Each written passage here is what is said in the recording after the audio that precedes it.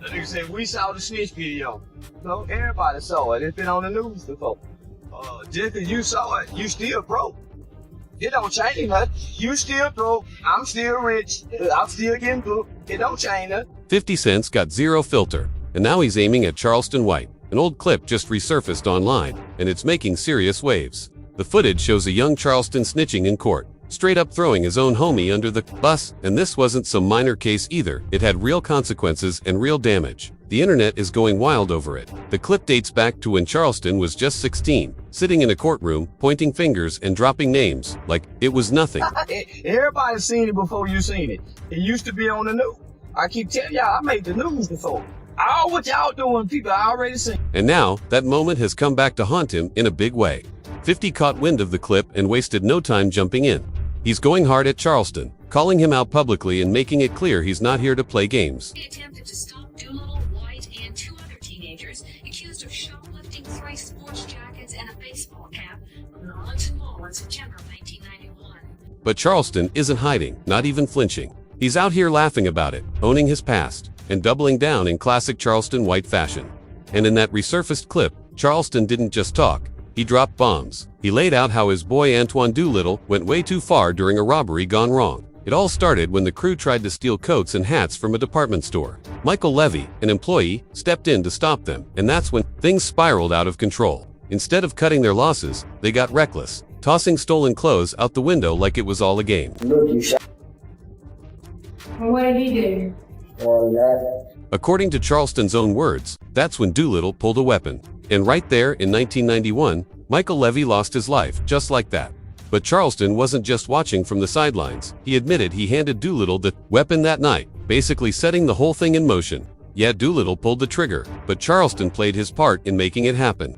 Then he went to court and laid it all out, even detailing the conversation they had right after the chaos. And get this, he later laughed about it, saying, "Look, he's shot, like it was no big deal." That cold reaction shocked everyone. The real tragedy: Michael Levy had just gotten married 4 days earlier. His wife thought they had a lifetime together, but instead, she was burying her husband before their honeymoon was even over, completely devastated. And Charleston didn't stop at one name. He testified against 3 of his friends in total, and his words helped put them behind bars. In the end, Charleston White was sentenced to 12 years for his role in that deadly mess, but somehow, he still came out lucky. While his boys served hard time with no way out, Charleston had his record sealed. So when he walked free, it was like hitting reset. Clean slate, no paper trail. Victim, which was a Caucasian man by the name of Michael Levy. I was sentenced to 12 years under Texas juvenile determined sentencing law. My 3 co-defendants, all of them was tried as adults. They were 15 and older. I was 14. So I went into a boys' home that was co-ed with boys and girls. So I spent my entire youth, my entire teenage life from 14 to 21 in the boys' home. When I got out at 21, my record was sealed, so there's no record of me ever being in trouble. Meanwhile, the others were still stuck behind bars, paying the full price. So when that old courtroom footage hit the internet, it exploded. People were quick to brand him a snitch, and they weren't holding back. Social media lit up like wildfire. Memes, call-outs, think pieces, everybody had something to say. But Charleston, he stayed cool. Zero shame, zero apology, just pure jokes. He jumped online laughing, brushing it all off like it was nothing. Said he wasn't losing a wink of sleep over it, and even joked he might turn the whole thing into stand-up material. Bold move, and he didn't stop there. Charleston doubled down, saying loud and clear, "I ain't friends with nobody." He stood 10 toes on it, making it clear he meant what he did, and he'd do it again. No hesitation. See, Charleston's been telling folks for a long time now. I don't recommend doing a life sentence for nobody. It's no honor amongst thieves. So why do I have to be honorable amongst thieves?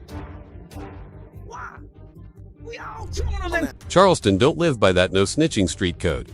He's not out here catching charges to protect anybody's rep. That whole loyalty over logic thing. Nah, he's not buying into it. His mission is flipping the script and shifting the culture, even if it means exposing the same dudes he once ran with.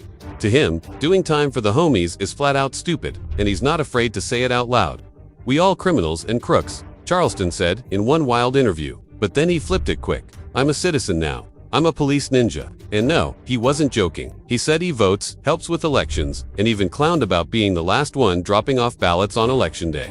"You damn right, I'm a police ninja," he bragged. "I'm grown. I'm 40. I can't be sitting in jail at 54, nothing." And trust, he meant every word. Charleston doesn't play the street loyalty game. He said, point blank, if it keeps him out of jail, he'll snitch on anybody. And he's not ashamed to say it. That's the code he lives by now. No silence, no secrets, just straight self-preservation. Lately, rumors have been flying that Charleston had a hand in getting Brick Baby picked up by the feds. And instead of denying it, like most would, Charleston jumped online and bragged about it. Apparently, Brick Baby made himself a target after filming a video in Houston flashing stacks of cash, talking reckless, and even mentioning putting a hit on Charleston. But Charleston wasn't about to play tough guy. He hit the feds immediately and let them know what was up. He even claimed he's got law enforcement on speed dial, and that's not even the wildest part. Last year, word leaked that Charleston might have called the cops on Boosie Badass to I made a federal report. First, I called Houston and made the report to Houston, but I did this through my law enforcement. Fans claimed Boosie allegedly threatened a Memphis promoter who had booked Charleston, and Charleston wasn't about to let that slide. He never fully confirmed it, but once the rumors hit the net, people were quick to slap that rat label on him again. Still, Charleston didn't fold. Not even a little. He's been saying it for years. He's not here to protect a street code, he's here to protect himself. But that doesn't mean the internet's giving him a pass. Not even close. Why? Because while Charleston swears up and down he's not a rat, folks online are calling major cap, and the receipts, they're coming in heavy. People drag him as a walking contradiction, talking like a civilian but moving like a snitch. Charleston already clapped back at all that. According to him, it's about motive. I don't do this for money, not for revenge, not for clout, he says. In his eyes, that's what separates him from being a rat. He sees himself as a man on a mission, and believe it or not, he's been putting in work behind that mission. After he got out, he didn't just vanish. He hit the streets with purpose, speaking to at-risk youth, showing up at schools, juvie centers, community events, telling his story, raw, trying to steer the next generation off the same dark road he once walked. That's not all. He helped launch a program called HYPE, mentoring kids caught between gang life and the system. For some of these kids, Charleston is the only one showing up for them. And he's even floated the idea of starting a snitching program. Yep, for real. Charleston pitched the program as a way to help kids escape dangerous circles before it's too late. But that idea alone sparked heavy controversy. Some folks see it as a bold, life-saving move, while others say his tactics are way too messy, way too disrespectful to the culture. Now Charleston's caught in the middle, trying to prove his heart's in the right place. Take Gilly, the kid, for example. He had plenty to say about Charleston trying to flip snitching into something noble. Gilly went off on X, posting, can't beef with no dude that's been ratting since the 90s. He a throwback rat. That wasn't just a random jab. This beef between Gilly and Charleston runs deep. Gilly's been pressing him hard ever since the snitching accusations first hit the surface. But of course, Charleston wasn't about to stay quiet. He fired back quick on Instagram. I see Gilly, the kid got smoke in his chest. This came right after Gilly slid in his DMs, calling him a rat. Then Charleston took it to a whole new level, and not in a good way. He clapped back with a post that left everybody stunned. May his son rest in peace and the killer be forgiven by God and live a long life of redemption. That message hit different because it wasn't random. It was a direct jab at the tragic loss of Gilly's son. And to make it worse, Charleston posted it from the official page of his own children's book brand. I am woke seed. He turned that kid's brand page into a launchpad for one of the coldest disses the internet's ever seen. But Charleston didn't stop there. He dropped a full video with a caption that cut deep. You still talking street after they unlived Junior? I'm disappointed in you, sir. The video itself, way past the line. Charleston mocked the death of Gilly's son with zero remorse. He said, you got a dead son, and you talking about snitching? Then he doubled down, mimicking the tragedy. In brutal fashion, POW, that dude shot your son in the head. Boy, he didn't stop there. He imitated Gilly and Wallow's grief, crying out, oh, my son got killed. The internet was stunned. It wasn't just disrespectful, it was savage, raw, and heartless. And the craziest part, Charleston still didn't flinch. He leaned in harder. You're right, I'm a law-abiding citizen. That's why your son got unlaid, out loud. No filter, no shame, just ice-cold delivery. The fact Charleston went that far over being called a rat, that showed it hit a nerve. He plays it off like trolling, like it's all laughs. But the way he spiraled there was real rage under that. And then came 50 Cent. And if there's one thing about 50, he's got zero love for anybody even smelling like a snitch. He's been loud about it for years. Just look at how he's been dragging Big Meech lately, exposing him, roasting him, clowning him, non-stop. No chill, no mercy. So when 50 started trending again over the Meech drama, guess who slid in to grab the spotlight? Charleston White. Of course. He pulled up on the Danza project and gave his take. But instead of siding with 50, Charleston flipped the script again. According to him, the whole beef don't even make sense. Big Meech and 50. They're not in the same lane. Different backgrounds, different levels. And then Charleston dropped the shocker. He straight up called 50 a bully. 50 didn't fire back with a diss or a clapback like we've all seen him do countless times. Instead, he played it cool, real cool. He just hopped on Instagram, posted a promo for his new show, and kept it moving. No energy wasted, no back and forth. In fact, it almost looked like he agreed with Charleston's take, and that's where things took a wild turn. Charleston saw that silence as a green light. He jumped online bragging like, "Even 50 respects me now," acting like the whole rat talk had been put to bed once and for all. But the internet wasn't buying it. Comment sections lit up. 50 didn't co-sign you, bro. He just ignored the nonsense. Others called him delusional, saying he was reaching hard, using 50's silence as a way to boost his image. Still, Charleston didn't let up. He turned the pressure up even more, name-dropped more rappers, took fresh shots at T.I. and Boosie, saying they built their whole legacies on a street code they don't even follow anymore. These dudes act like they solid, he told fans. But soon as them charges hit, they fold.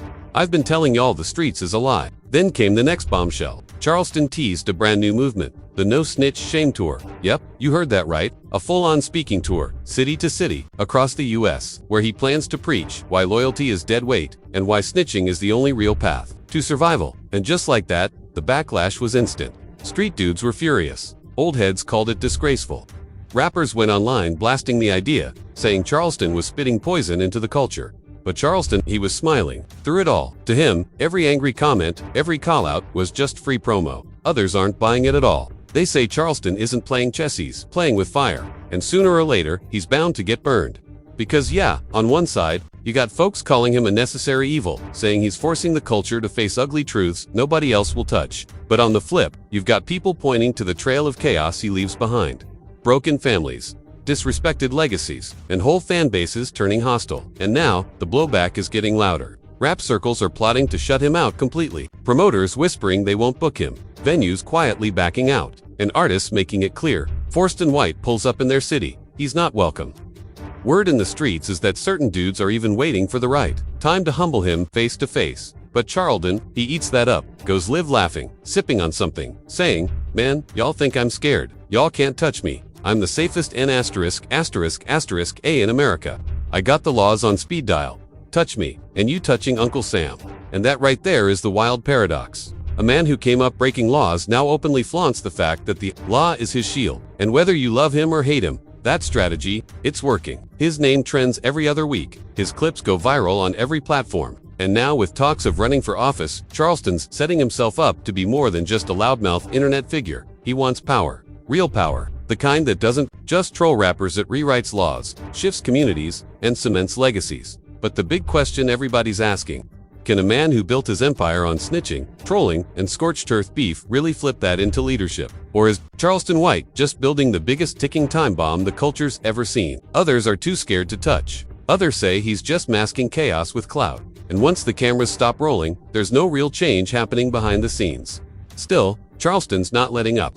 He's claiming he'll outlast every rapper, influencer, and fake activist out there. He said, "I'm the only one telling the truth. They just mad it ain't coming from someone they respect." Looks like Charleston dodged a bullet for now. 50 cents, too busy cooking somebody else to clap back. But let's be real, Charleston's name is still in everybody's mouth. He's out here doing what he does best, stirring the pot, ruffling feathers, and keeping his crown as the king of online chaos. And trust, the internet is watching his every move, no matter how loud he says he's trying to change the game. They're not giving him a pass. And let's be clear, just because Charleston talks about uplifting the community doesn't mean he's toning it down. Not one bit. He's still wild, still reckless, still unapologetic. That's just his brand now. But here's the bigger picture. Does Charleston White really believe he's saving the culture? Or is this all smoke and mirrors? Another masterclass in clout chasing dressed up as activism. Think about it. The man who mocks dead rappers, calls the cops with a smile, and trolls grieving families is now pitching himself as a youth mentor, a community leader, maybe even a politician. To some, that's genius. He's rewriting the rules and forcing uncomfortable conversations. To others, it's hypocrisy at the highest level. And once the cameras stop rolling, there's nothing real left behind. So maybe Charleston White isn't just playing one role, maybe he's playing them all: rat and reformer, villain and visionary, troll and teacher. And that's why people can't stop watching. Love him or hate him, Charleston has cracked the code. Controversy is currency. But here's where I leave it to you. Is Charleston White really building a legacy that'll outlast the chaos? Or is he just keeping his name hot by any means necessary? No matter how low, he's gotta go. Drop your thoughts in the comments, and don't forget to like, share, and subscribe so you don't miss the next breakdown.